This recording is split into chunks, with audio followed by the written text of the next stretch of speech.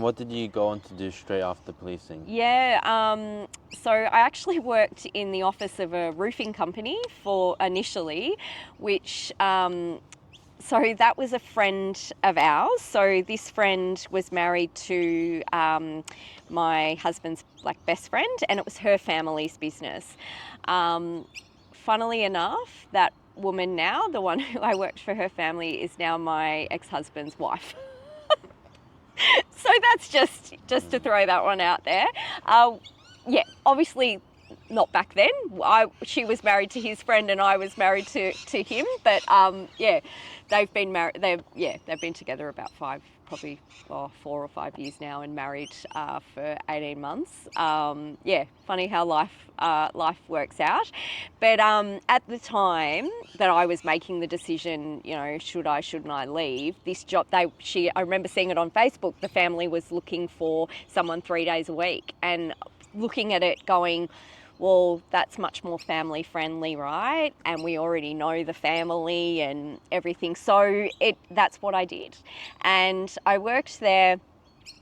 I then got pregnant with our second daughter, and worked there until I went on, 2 weeks before her birth or whatever. I finished up there.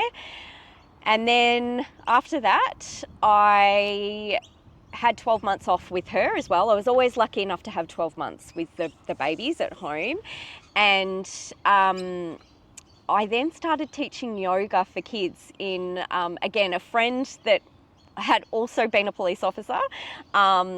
She and her husband had started this Yoga Bugs business, and so I did the Yoga Bugs training. I think I went to go to Tasmania to do that one weekend or something, and then I was teaching yoga to kinder and childcare centres, and that's what led to me then wanting to work in early childhood, because I loved going into these places and I'd only have half an hour with these kids, but it was a regular thing. You'd be going each week to the various kinders and stuff.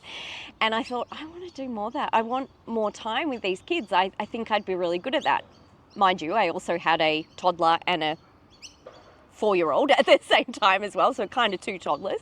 Anyway, that's what I did, and one of the kinders that I was going to regularly teaching yoga to were like, you should apply with the organisation that ran several kinders, including theirs, and I did, and they were more than happy to have me working as a co-educator whilst I worked towards my qualification. So that's how that came about, and I did that until I got pregnant with my son. And again, after having him and having time off, I didn't feel like now I had three young children. So my eldest would have been, my middle one was 3.5 when he was born, and then add 2.5 years to that, so 6. So, let's say I had a baby and a 4-year-old and a 6-7-year-old, and I was just like, I don't think I can give that job everything that I need. So I resigned from that, and then I started a job. I was working as a receptionist at a osteo physio clinic.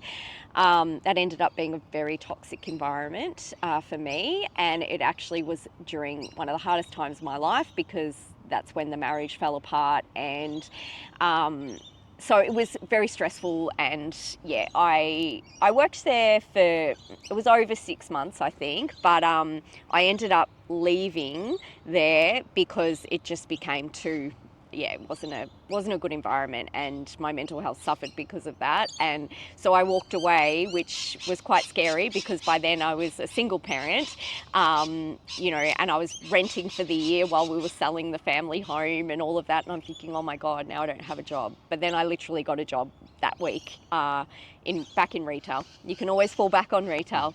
And that's what I did for many years, and in management in retail until 4 years now. So COVID times, that made me reassess everything. I was pretty over retail. in the break during the COVID time, like when we were allowed to go back and reopen, it was revolting. And I worked in a women's clothing store. It was a chain store. And, women were revolting. It was like people were just entitled, and, it was a weird time. It was a really weird time. So we were only open, say, for these 6 weeks in the middle. It was like Christmas trade on steroids. I just remember that, and I hated it. And then we went back into lockdown, and I mean, lockdowns had all sorts of ramifications for everyone, right? But, mental health, everything, and, you're getting stuck in your house again, and then I was like, the last thing I wanted to do when they said, Victoria's reopen, it was about, I think it was November, and I would have been going back into Christmas trade, and I'm thinking, I don't want to do it. And I couldn't do it. I was done. So I actually made the decision to take a few months, which, financially was a tough call to make when you're on your own. But I did. I took a few months to work out what I wanted to do. I was like, I need to make some long-term decisions. And thankfully, my sister, she had offered it to me many times. She runs a first aid training business, and it had just been her, but it was expanding. And she said, why don't you do your Cert 4 in training and assessment? You'd be great at this. And I was like, I couldn't have committed to doing the Cert 4 whilst I was working full time in retail. I just couldn't, and 3 kids. So I made the decision that I'd take that time. It was 9 months that I studied, and during that time, I just did some admin work for her business, got my qualification, and now 4 years later, I'm still first aid training. I'm also a mental health first aid trainer. That led to the lifeguarding as well, because to teach first aid, you should have ongoing practical skills in first aid, like where you're getting to practice it regularly. And as you know, as lifeguards, we do that frequently. So I became a pool lifeguard 2 days before my 40th birthday, which was not the norm. But funnily enough, my 16-year-old daughter has just done the pool lifeguard course on the weekend just been, so which is pretty cool. She's going for a job at Park this week. So but yeah, so that's how that happened, and then that led to the lifeguarding, and yeah. And what were your thoughts of the Certificate 4 in Training and Assessment course, and how much do you think you benefited from the content? Oh, so it's a tough course, I will say. I found it challenging because a lot of what you do, it's so that you can teach in the vet system. So go and teach in a TAFE, go and, teach any certificate like course, right? And for me, like first aid falls under that, but it's, the courses that we're teaching are a few hours a day. You're not being with students for 12 months, or, it's a long, so a lot of what we did, I'm like, it just doesn't really feel relevant, but I've got to do this. And it felt tedious. And I actually had a little post-it note on my noteboard above my desk that just said, all it had on there was a yellow post-it, and it said, eye on the prize. And I just would look at that, and I just would remind myself for those 9 months. It's just because what does it mean to get this qualification? It means a better future for me and my kids. And that was like, okay, and more freedom. You're not locked into, 9 to 6 or 9 to 5, like 5 days a week or whatever, or, and you're not working retail. That was it, so it was just like eye on the prize for me to get through. But that qualification is so worthwhile. It opens so many doors. Like I could, and I have been approached to do it. I chose not to, but like now, whatever qualification you hold, like the pool lifeguard, right? I could go and teach that as well. So I have been approached to do that, but I have got enough going on with the other. But yeah, so any certificate. I've just recently done Cert 4 in alcohol and other drugs and community services. Just coming to the end of that. I'm just finishing up my placement hours now. So down the track, that's a possibility too. I could become a trainer for that as well once I've got some experience in the industry as well. So I am really glad that I have that qualification. It just was a little bit tedious to do. Yeah. And was it fully online or So we did 1 day a week. I think it was Fridays all day via Zoom with the trainer, and then there was a lot of work that I did in my own time. So I couldn't have done that whilst I was working full time. I just couldn't have. Yeah. And what course provider was that with? I did that through Chisholm, actually. Yeah. And since you're doing most of it like on Zoom, how different was the transition to like a classroom full of people than online on a screen? That's actually a good question, because when I started it, it was 2021, so we were still coming out of that COVID time, right? Like it was, so we actually would have, because we still got locked down a few times, I think, in 2021. Like, and when we started, we were supposed to have so many sessions actually on campus at Frankston Chisholm, and then it would get changed to being online because we were locked down again or something like that, you know. So we actually only got to meet in person maybe 2 times throughout the 9 months, whereas the rest was online. And that was challenging too, because for me, I'm thinking, but I'm not going to be teaching online, because we would have to run our mock courses and things via an online environment, and everyone was doing it for different reasons. I was the only one that was doing it to teach first aid. We had hairdressers, we had engineers, you know, like plumbers, so they were then looking at you know, teaching a trade, you know, so it was very different. But I remember running this session on how to do slings, you know, via the screen, and I'm like, well, this is never going to happen, you know. I kept saying this is never going to happen. But then now, because I teach mental health first aid as well, which is a completely different course, we have the option to teach that online. So I am teaching actually more of those these days in an online environment. So it's very different to face-to-face. I prefer face-to-face. I think it's easier, than online. It's hard to engage people online. It really is. And, you know, if you ask a question and no one speaks, and you're like, I don't know. Sometimes I still don't know how long to pause for before I jump in with, oh, what about this? You know, it's a technique that I'm still learning to master, I think, the online world. But I'm much more prefer face-to-face. And how do you find the process of building the public speaking confidence and skills? Yeah, that actually came pretty naturally to me, which, yeah, I don't know, because in high school I was always really shy and that sort of thing, primary and high school, yet I did win a public speaking competition at Mento Girls Secondary in year 7 or something like that, which I remember my teachers just being like, where did that come from? You know, like that I had these skills. And yeah, I don't know, I think I remember going out and shadowing my sister, teaching she was teaching first aid course. So I'd go and watch what she did just to kind of, you know, understand what I'd be doing. And I remember her asking me, you know, so what are you thinking? You know, and I said, well, I can see myself doing it. I can see myself standing up there doing it. And I guess I'm confident because I know the material. And as the years, you know, now 4 years down the track, I definitely know, you know, the material that I'm teaching. So that helps. But it's almost like, you know, you get up there, not that you become a different person, but you just, I don't know, you take on that persona of the trainer and you just do it. I mean, we all have off days. Like, I have days where my words are coming out backwards and I'm like, well, what's going on there? You know, I'll just make a joke of it. Or, you know, I think I'm a pretty personable person.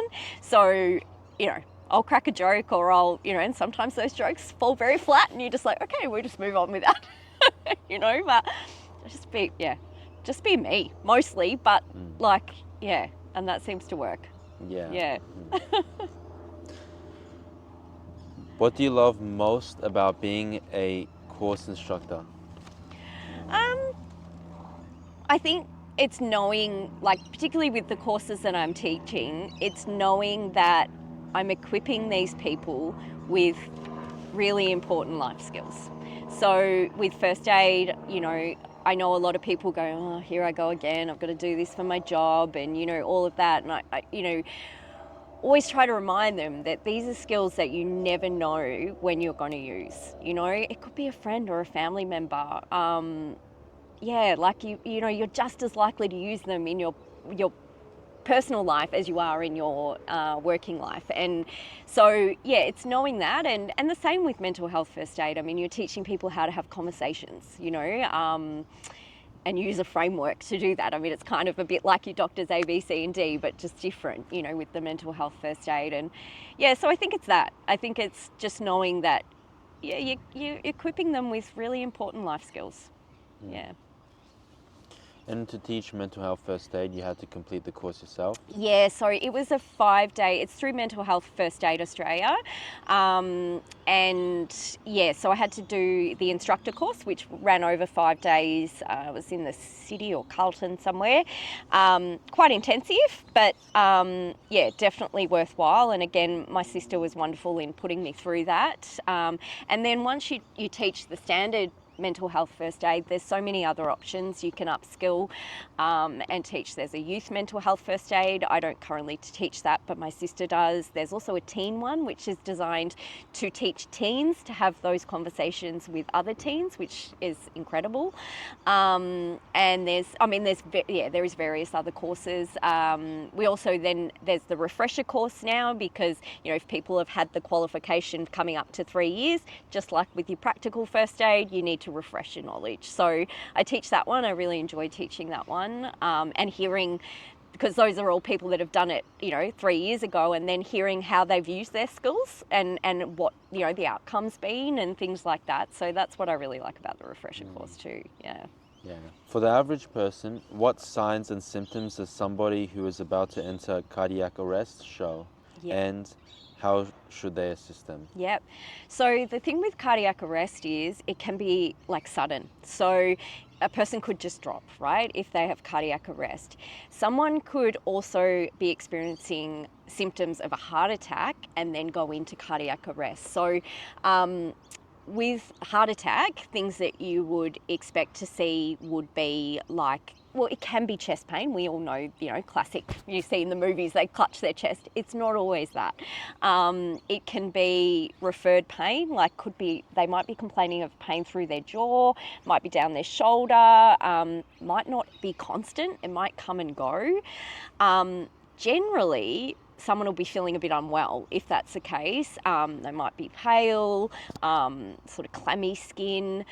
I actually had a lady when I was lifeguarding that, we got the call that chest pain, but for her, it was actually, she didn't go into cardiac arrest. I just want to say that, but she was having a heart attack. But for her, it felt like indigestion.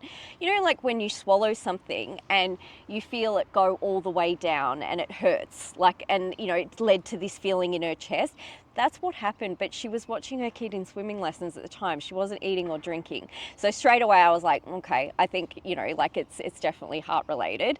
And the paramedics came. We didn't, had the defib there just in case, but she didn't go into cardiac arrest.